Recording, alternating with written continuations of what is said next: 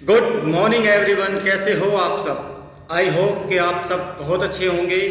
तो चलिए अब हम चलते हैं नेक्स्ट पार्ट के ऊपर, जो हमारा चैप्टर चल रहा है, चैप्टर 5 के why customer persona important. Customer persona क्यों इम्पोर्टेंट होता है, क्या वैल्यू क्रिएट करता है ये आपके बिजनेस में, कितना बेनिफिट्सरी होता है आपके बिजनेस के लिए। तो अभी हम चैप्टर 5 पे चल रहे हैं। तो चैप्टर 5 में आपने सीखा एक डेफिनेशन, ठीक है। डेफिनेशन कस्टमर पर्सोना क्यों बनाया जाता है और क्यों इसका यूज़ होता है, कैसे इसका यूज़ होता है। तो थोड़ा सा और बेसिक चीज़ मैं बता देता हूँ।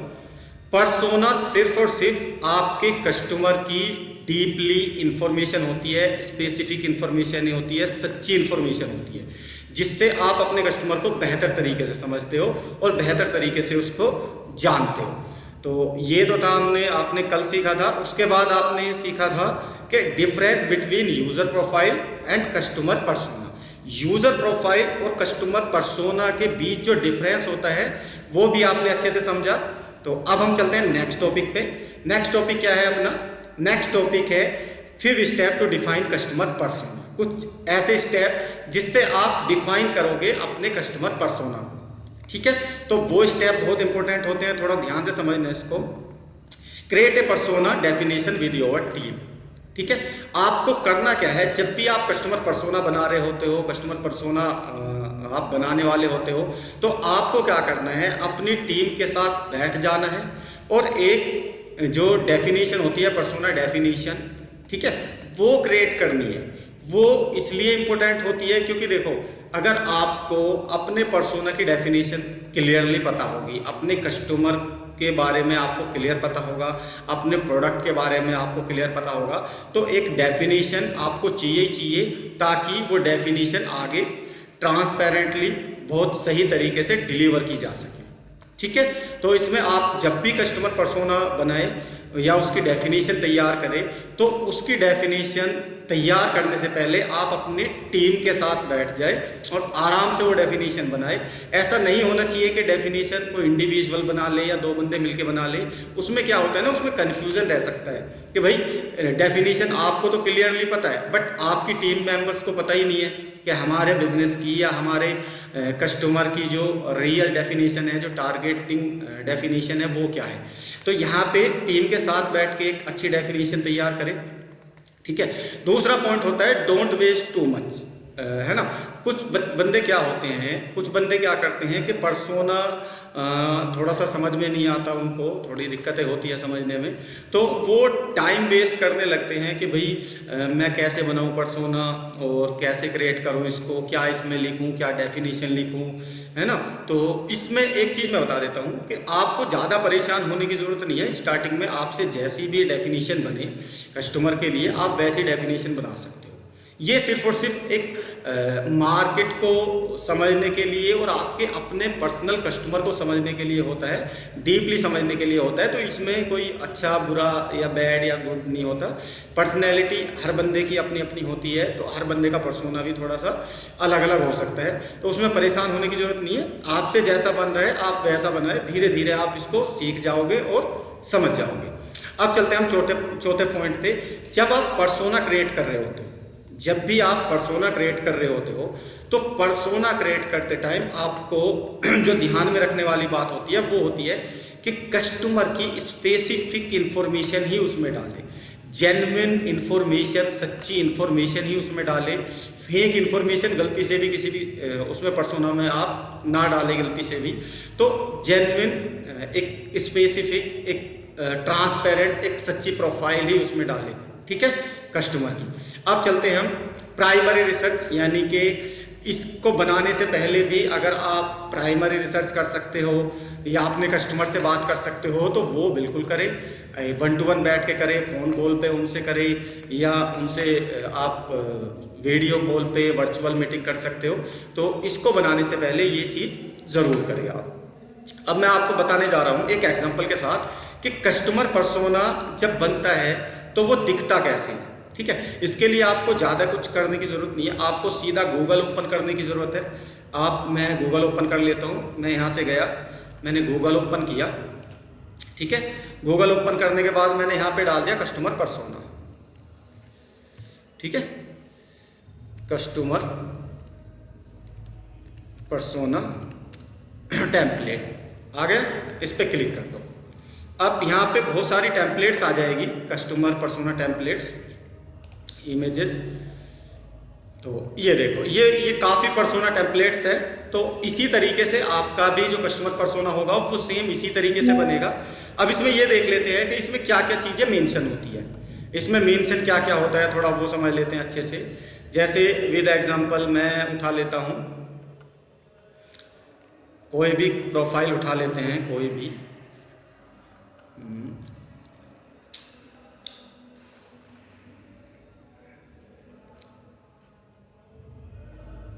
चलिए यही उठा लेते हैं पहले वाली, ठीक है। इसको बड़ी कर लेते हैं, थोड़ा सा और बड़ा कर लेते हैं इसको।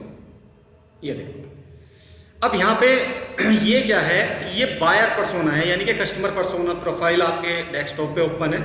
अब इसमें जो भरा जाता है, जो डिटेल्स फिलअप होती है, वो क्या क्या होती है। सबसे पहले बायर पर्सोना ऊपर लिखा हुआ ऑलरेडी। इसमें बंदे की या तो आप पिक्चर लगा सकते हो, जहाँ पे वाइट कलर की वो दिख रही है, यहाँ पे उस बायर की आप पिक्चर भी लगा सकते हो, ठीक है। उसकी एक पिक्चर लगा दो, अच्छी प्रोफाइल पिक्चर। उसका नाम क्या है, उसका नाम अरविंद है, उसका नाम अशोक है, उसका नाम सुरेश है, उसका नाम महेश है। तो वो यहाँ पे आप वो नाम लिख दोगे। उसका नाम लिखने के बाद अब आ जाते हैं, इसमें सबसे पहले जो लिखा जाता है वो लिखा जाता है बैकग्राउंड, कि भाई वो किस बैकग्राउंड से है। बैकग्राउंड मतलब भाई उसकी एज क्या है, उसकी लैंग्वेज कौन सी है, वो कितना पढ़ा लिखा है, उसकी इनकम कितनी है। तो ये बैकग्राउंड में आप ये इन्फॉर्मेशन डालोगे। उसके बाद आप डालोगे लर्निंग, कि भाई वो पढ़ा लिखा कितना है, वो सारी चीज़ें डालोगे उसकी। उसके बाद उसके लाइफ में गोल्स क्या है, वो क्या अचीव करना चाहता है। विद एग्जांपल, जैसे हर बच्चे का अपना अपना गोल होता है कि भाई वो अगर कोई बच्चा जॉब कर रहा है और वो 40,000 की जॉब कर रहा है, तो अगले 3 साल में वो कितनी ग्रोथ लेना चाहता है। 40 से 80 की ग्रोथ लेना चाहता है, या 1 लाख की ग्रोथ लेना चाहता है, 1.5 लाख की सैलरी पर पहुंचना चाहता है। तो वो गोल भी आपको इसमें नोट डाउन करने हैं कि आपके जो कस्टमर है उसका माइंड सेट क्या है, उसके गोल्स क्या है, जिनको वो 2-3 साल में अचीव करना चाहता है। फिर उसके बाद आ जाते हैं इंटरेस्ट, यानी कि उसके इंटरेस्ट किस किस चीज़ में है। जैसे मान लो उसको मूवीज़ देखना पसंद है, उसको वेब सीरीज़ देखना पसंद है, उसको घूमना पसंद है, उसको खाना पसंद है, उसको कोई और चीज़ अच्छी लगती है। तो वो सारी चीज़ें भी आप इसमें डालोगे कि उसके इंटरेस्ट क्या क्या है। क्योंकि इंटरेस्ट से आप समझोगे कि बंदा जो तुम्हारा कस्टमर है वो किस चीज़ों में ज़्यादा इंटरेस्ट लेता है। ये आपके लिए बहुत ज़्यादा बेनिफिशियरी रहेगा। जैसे किसी बंदे को घूमना पसंद होता है, किसी बच्चे को खेलना पसंद होता है, किसी बच्चे को मूवी देखना पसंद होता है, किसी बच्चे को किसी बंदे को फैमिली के साथ टाइम स्पेंड करना बहुत ज़्यादा पसंद होता है। तो वो इंटरेस्ट की चीज़ें भी आप इसमें नोट डाउन करोगे। अब चलते हैं चैलेंजेस। चैलेंजेस क्या होता है, चैलेंजेस होता है एक डर होता है एक तरीके से कि भाई उसकी लाइफ में अगर कोई चैलेंजेस है। जैसे विद एग्जांपल, हर किसी के लाइफ में कुछ ना कुछ चैलेंजेस होते हैं, कुछ ना कुछ प्रॉब्लम्स होती है पर्सनल। जैसे मान लो किसी बंदे के पास कर्जा हो गया तो उसकी पर्सनल प्रॉब्लम हो गई, उसको ना चुका पाना उसकी पर्सनल प्रॉब्लम हो गई, उसकी सैलरी में बढ़ोतरी नहीं हो रही, उसकी ग्रोथ अच्छी नहीं हो रही, वो उसकी पर्सनल प्रॉब्लम नहीं हो रही, वो गुस्सा जल्दी करता है, वो उसकी पर्सनल प्रॉब्लम हो गई। तो इस तरीके से उसकी लाइफ में जो चैलेंजेस हैं जिनको वो फेस कर रहा है और वो उनको फेस नहीं करना चाहता, वो चाहते हुए भी उन प्रॉब्लम को फेस नहीं करना चाहता, बट फिर भी वो फेस कर रहा है वो प्रॉब्लम, वो चैलेंजेस उसकी लाइफ में है। तो कुछ पॉइंट्स आप ऐसे भी इसमें नोट डाउन करोगे जब भी आप पर्सोना बना रहे हो। अब चलते हैं आगे प्रेफरेंस में। भाई वो और जो चीज़ें आप डालना चाहो इसमें, 1-2-4 चीज़ें वो भी आप डाल सकते हो। तो ये थी एक कस्टमर पर्सोना प्रोफाइल, जिसमें आपने 6 चीज़ें यहाँ पे ध्यान रखना। 6 पॉइंट्स आपने ले लिए, बैकग्राउंड ले लिया, लर्निंग, गोल्स, इंटरेस्ट, चैलेंजेस और प्रेफरेंस। तो इन सारी चीज़ों से मिलके बनती है एक कस्टमर का जो बनता है पर्सोना बनता है कि उसकी पर्सनैलिटी किस तरह की है, वो पढ़ा लिखा कितना है, वो किस डेजिग्नेशन पे काम कर रहा है, उसकी एज कितनी है, वो क्या अचीव करना चाहता है, उसकी लाइफ में चैलेंजेस क्या है, उसके इंटरेस्ट क्या है। तो जब इतनी चीज़ों की आपको किसी भी बायर की इंफॉर्मेशन होगी, इतनी डीपली इंफॉर्मेशन होगी, तो आपको क्या लगता है कि आप जो रैपो बिल्डिंग वाला सीन होता है, या जो किसी प्रोडक्ट को या सर्विस को पिच करने वाला टाइम होता है या और बहुत सारे रीज़न होते हैं बंदे से कनेक्ट होने के, तो इनमें से तो किसी भी पॉइंट को आप पकड़ के कनेक्ट हो सकते हो। क्यों? क्योंकि आपके पास डीपली इंफॉर्मेशन है। तो इसीलिए बनाया जाता है कस्टमर पर्सोना। ये मैक्सिमम जो यूज़ होता है भाई बंदों को टारगेट करने के लिए, मार्केटिंग के लिए और बहुत सारी चीज़ें होती है, ये काफ़ी जगह यूज़ होता है और बहुत ज़्यादा वैल्यूबल चीज़ होती है। ये कस्टमर जो मैंने यूज़र प्रोफाइल बताई थी आपको, जो आपका फाइनल यूज़र है या आपका यूज़र है जो प्रोडक्ट को यूज़ कर रहे हैं, उसकी जो मैंने आपको प्रोफाइलिंग करनी बताई थी, उसमें 10 पॉइंट्स थे, है ना। अब इसमें क्या होता है ना, इसमें एक स्पेशली लेवल का आ जाता है, स्पेशली इंडिविजुअल के लिए बनता है, ठीक है। वो तो आप टारगेट कस्टमर के लिए करते हो, लेकिन ये टारगेट कस्टमर के लिए नहीं है, ये ऑलरेडी उस बंदे के लिए बनाया जाता है जो आपका कस्टमर है, आपके प्रोडक्ट, आपकी सर्विस, आपके सॉल्यूशन को यूज़ कर रहे हैं। तो ये टेम्पलेट मैंने आपको दिखाई, इससे आपको काफ़ी क्लैरिटी हो गई होगी कि भाई एक बायर पर्सोना या एक कस्टमर पर्सोना कैसे हम क्रिएट करें।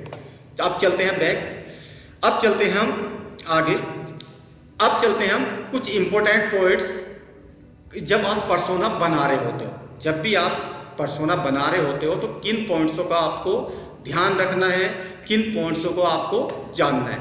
तो पहला पॉइंट है a persona define must have feature in the product. अब जब एक चीज़ बताऊँ मुझको, जब पर्सोना के अंदर उसकी सारी चीज़ें लिखी हुई है, उसकी इनकम कितनी है, उसकी एज कितनी है, वो रहता कहाँ पे है, कितना पढ़ा लिखा है, उसको इंटरेस्ट किस चीज़ में है ना, उसको डर किस चीज़ से लगता है, चैलेंजेस कौन कौन से हैं, उसमें जब इतनी सारी चीज़ें लिखी हुई है तो फिर जो आपका प्रोडक्ट होगा, जो भी आप प्रोडक्ट में फीचर डालोगे तो किसको नज़र में रख के डालोगे?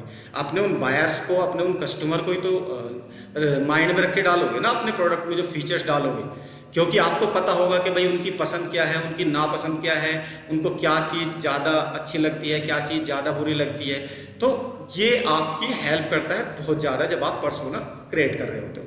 दूसरा पॉइंट है अपना team to hire for product selling and delivery. अब इसमें क्या होता है, आपको जब भी आप पर्सोना क्रिएट कर लेते हो, पर्सोना अच्छे से बना लेते हो, तो जो आप टीम हायर करोगे, आप एक बंदा हायर करोगे स्टार्टिंग में, 2 बंदे हायर करोगे या 3 बंदे हायर करोगे, तो ये बंदे क्या ऐसी किसी को रोड से उठा लोगे? आप रोड से नहीं उठाओगे ना। आप क्या देखोगे, आप देखोगे कि मेरा जो कस्टमर है वो इस प्रोफाइल का है, ठीक है, इस कैटेगरी का कस्टमर है। तो जो बंदे होंगे, जो बंदे आप हायर करोगे, आप ये भी देखोगे ना कि क्या उसने इस फील्ड में काम किया है। अब जैसे ऑटोमोबाइल इंडस्ट्री में ले लो आप, ठीक है, ऑटोमोबाइल इंडस्ट्री में जो बंदा टेक्निकल होगा, जिसने मैकेनिकल इंजीनियरिंग की होगी, जो टेक्निकल होगा, जो सारी चीज़ें टेक्निकली समझता होगा, वो उसी को ही मैक्सिमम हायर करती है, ठीक है। अब एजुकेशन की अगर मैं बात करूँ, एजुकेशन फील्ड में जो टीचर हायर होते हैं वो किस चीज़ को देख के हायर होते हैं? वो हायर होते हैं कि भाई बच्चे, हमको एक टीचर चाहिए और वो टीचर चाहिए जो मैथ को बहुत अच्छे से पढ़ा सके। तो जब वो इंटरव्यू लेते हैं तो वो ये देखते हैं कि भाई क्या ये बंदा मैथ पढ़ा पाएगा या नहीं पढ़ा पाएगा, और अगर पढ़ा पाएगा तो कितनी नॉलेज इसको है। तो ये आपकी हेल्प करता है। जब आप अपनी टीम हायर करते हो तो आपको मिलता जुलता ही बंदा चाहिए। आपको ऐसा नहीं कि भाई वो किसी दूसरी कैटेगरी से उठा लोगे आप या रैंडम बंदा उठा लोगे। रैंडम बंदा कभी नहीं उठा सकते आप, क्योंकि जिसने उस फील्ड में काम ही नहीं किया हो उसको तो सबसे पहले आपको समझाना पड़ेगा, है ना। तो आप ये चाहोगे कि भाई हल्का फुल्का या थोड़ा घना उसने काम किया हो मेरे वाले फील्ड में तो मैं चला लूँगा, थोड़ा घना उस पर आता हो, थोड़ा मैं उसको सिखा दूँगा। तो ये टीम हायर करने में भी आपकी काफ़ी हेल्प करता है। अब चलते हैं सेलिंग और डिलीवरी का सिस्टम, उसको अच्छे से समझ में आ जाता है जिस बंदे को भी आप हायर करते हो। अब मार्केटिंग मैसेज, जो तीसरा इंपॉर्टेंट पॉइंट होता है वो होता है मार्केटिंग मैसेज। जब आप कस्टमर पर्सोना क्रिएट कर रहे होते हो तो कस्टमर पर्सोना के लिए जो तुम्हारी मार्केटिंग मैसेज है वो क्या देने वाले हो आप। भाई आपने किसी कस्टमर की पूरी प्रोफाइल कर ली, आपने कोई प्रोडक्ट बनाया, उसमें फीचर्स डाले अच्छे अच्छे, अब आप सेलिंग पे आ गए, डिलीवरी पे आ गए, तो मार्केटिंग में जो मैसेज चलेगा वो मैसेज क्या होगा? आप किस तरीके से अपनी मार्केटिंग करोगे? मार्केटिंग मैसेज क्या दोगे अपनी टीम को? जो सेल्स टीम होगी, जो आपकी अपनी टीम है जो ऑलरेडी मार्केट में काम कर रही है, उसको कौन सा स्ट्रॉन्ग मैसेज दोगे जिसको लेके वो वहाँ पे डिलीवर करेगा? ठीक है, तो मार्केटिंग मैसेज भी आपको रेडी रखना है ताकि जब वो बंदे जाए वहाँ पे अपने कस्टमर से बात करने, तो उनको क्लियरली पता होना चाहिए कि हमें बात किस टॉपिक पे करनी है और क्या बात करनी है। ऐसा नहीं होना चाहिए कि भाई प्रोडक्ट किसी और प्रोफाइल का है, बातें किसी और प्रोफाइल की चल रही है, या किसी और सर्विस की चल रही है, या किसी और फीचर फंक्शन की चल रही है। तो एक राइट डायरेक्शन होनी बहुत ज़्यादा ज़रूरी है। एक राइट मार्केटिंग मैसेज भी आप पहले ही बना के रख ले जब आप पर्सोना क्रिएट कर रहे हो। अब चलते हैं who should you partner with. अब इसमें हो सकता है कि भाई जब आप कोई स्टार्टअप शुरू करते हो, जब कोई अपना काम शुरू करते हो, तो जाहिर सी बात है, हो सकता है आपके पास इतना फंड ना हो, तो आप यार दोस्तों को भी ले सकते हो जो थोड़ा पैसा लगा सके, या फिर पार्टनरशिप भी अगर आपको करने की ज़रूरत पड़े तो पार्टनरशिप किन बंदों के साथ कर रहे हो आप। क्या वो लॉयल है, क्या वो ट्रांसपेरेंट है, क्या वो आपका साथ लॉन्ग टाइम के लिए दे सकता है। ऐसा तो नहीं कि भाई थोड़ा सा पैसा आना शुरू हुआ, उसने थोड़ी सी चीज़ें समझी और फिर वो आपसे छूट के आपकी कंपटीशन में खड़ा हो गया, कि इस तरह का तो पार्टनर नहीं रखा हुआ आपने। तो पार्टनर रखते समय भी बहुत ज़्यादा डीपली ध्यान रखना है कि भाई जो पार्टनर्स हो आपका वो चीटिंग करने वाला ना हो, फेथफुल हो, जेन्युइन पार्टनर हो। इसीलिए मैक्सिमम कंपनियों में आपने देखा होगा, मैक्सिमम कंपनियों में जो पार्टनर्स होते हैं ना, वो बहुत गहरे होते हैं, बहुत ज़्यादा फ्रेंड्स होते हैं, बहुत जिनका बहुत एक दूसरे पे मरते हैं, एक दूसरे पे फुल्ली ट्रस्ट होता है, और वो कंपनी लॉन्ग टाइम के लिए चलती भी अच्छी है। क्यों? क्योंकि एक दूसरे पे पूरा भरोसा होता है। वो पैसे के लिए काम नहीं करते, मैक्सिमम एक दूसरे के ऊपर भरोसा करके वो काम शुरू करते हैं, और जब पैसा आता है तो उनके बीच कोई मनमुटाव या खटास नहीं आती। जितनी भी मैक्सिमम बड़ी इंडस्ट्रीज़ है उनमें सब में पार्टनर्स होते हैं ऑलरेडी। प्राइवेट लिमिटेड जब आप रजिस्टर्ड कराते हो तो ऑलरेडी पार्टनरशिप में रजिस्टर्ड होती है, इंडिविजुअल उसको रजिस्टर करा ही नहीं सकता। तो इसलिए आपका पार्टनर कौन है इस बिजनेस में। अब चलते हैं हु इन्फ्लुएंस योर कस्टमर। इसमें एक चीज़ का और बहुत इंपॉर्टेंट ध्यान रखना है कस्टमर पर्सोना क्रिएशन में, कि भाई जो आपके कस्टमर है उनको इन्फ्लुएंस कौन कर रहा है, इन्फ्लुएंसर कौन है। कि भाई जो भी आपके कस्टमर को प्रभावित करता है प्रोडक्ट को परचेज करने के लिए, अपने प्रोडक्ट को बेनिफिट्स, सर्विसेज, उसके फीचर्स, उसके फंक्शन, वो सारी चीज़ें बताकर जो उन ग्राहकों को प्रभावित करता है, वो कौन है। वो कोई बड़ी पर्सनैलिटी है, कोई छोटी पर्सनैलिटी है, क्या उसकी मार्केट में रेस्पेक्ट है, क्या वो एक जेन्युइन प्रोफाइल का बंदा है जिससे आपके मार्केट पे, आपके बिजनेस पे कोई लॉस ना हो। क्योंकि इसका बहुत ज़्यादा असर पड़ता है, ध्यान रखना। मान लो आपके प्रोडक्ट का प्रमोशन या मार्केटिंग या इन्फ्लुएंसिंग कोई ऐसा बंदा कर ले जिसकी छवि मार्केट में अच्छी ना हो, तो वहाँ पे क्या है ना, आपकी छवि भी वो थोड़ी ख़राब कर सकता है। तो इन्फ्लुएंसर अच्छा रखे, और चाहे वो छोटा हो चाहे वो बड़ा हो, लेकिन एक अच्छी प्रोफाइल का ही इन्फ्लुएंसर आपको रखना है, जो आपके प्रोडक्ट और आपकी सर्विसेज को समझता हो और अच्छे से लोगों को कन्वेंस कर सके, इन्फ्लुएंस कर सके। अब चलते हैं हम नेक्स्ट पॉइंट पे। Persona help you to decide what to do and what not to do. मतलब जो पर्सोना होता है वो आपकी हेल्प करता है किस चीज़ में, कि आपको क्या करना है और क्या नहीं करना है। क्योंकि ऑलरेडी कस्टमर प्रोफाइल आपके हाथ में है, आपको सारी कस्टमर प्रोफाइल की डीपली नॉलेज है कि भाई कौन कस्टमर किस प्रोफाइल का है। तो ये आपकी वहाँ पे भी हेल्प करेगा कि आपको क्या चीज़ किसको पिच करनी है, क्या चीज़ किसको पिच नहीं करनी है। अब अगर कोई बंदा घूमने फिरने का शौकीन है, ठीक है, अगर कोई बंदा घूमने फिरने का शौकीन है तो आप उसको क्या पिच करोगे। घूमने फिरने के कहीं टूर जा रहा हो तो उसको पिच कर सकते हो, कहीं कोई प्रोग्राम हो जहाँ पे बहुत सारे बंदे गैदरिंग हो रहे हो, वहाँ पे आप उसको इनविटेशन दे सकते हो, क्योंकि उसको घूमने फिरने का शौक है। ठीक है, एक खेलने वाले बंदे को आप इनविटेशन दे सकते हो कि वो इस गेम में पार्टिसिपेट करें, यहाँ पे हिस्सा लें। तो इसी तरीके से ये पॉइंट बहुत ज़्यादा इंपॉर्टेंट होते हैं कि जब आपको फुल्ली इन्फॉर्मेशन होती है अपने कस्टमर की, कंप्लीटली आपको पता होता है अपने कस्टमर के बारे में, तो आप ये भी आसानी से समझ पाते हो कि मुझको क्या करना है और क्या नहीं करना है। बिजनेस में जो सबसे ज़्यादा इम्पोर्टेंट होता है वो होता है कि आपको एक बार को ये ना पता हो कि क्या करना है, काम चल सकता है, बट क्या नहीं करना है ये जानना आपके लिए बहुत ज़्यादा इम्पोर्टेंट है।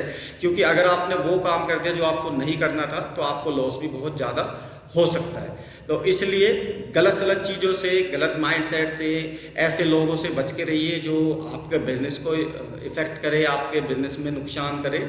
आप बी पॉजिटिव और पॉजिटिव माइंडसेट के बंदों के साथ ही ज़्यादातर रहे, वो ज़्यादा हेल्पफुल रहेंगे आपके लिए। तो आज के लिए इतना ही, थैंक यू सो मच। बाकी अगर मेरी वीडियो आपको अच्छी लगी हो, आपको जो मैंने पर्सोना प्रोफाइल क्रिएट करना बताया टेम्पलेट के साथ, वो चीज़ें अच्छी लगी हो तो अपने दोस्तों को, अपने फ्रेंड्स को ये वीडियो ज़रूर शेयर करें। और ये जो क्लासेस हम चला रहे हैं, ये सिर्फ और सिर्फ उन्हीं बच्चों के लिए चला रहे हैं जो बच्चे अपना खुद का स्टार्टअप शुरू करना चाहते हैं।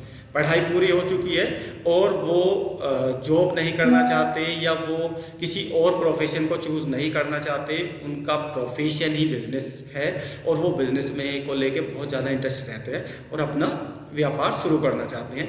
तो उन्हीं के लिए स्पेशली ये जो हम क्लासेस देते हैं वो स्पेशली उन्हीं के लिए बनाई गई है। ठीक है, तो thank you very much. Video को please like, share and subscribe जरूर कर देना। मिलते हैं नेक्स्ट वीडियो में। Okay, thank you very much.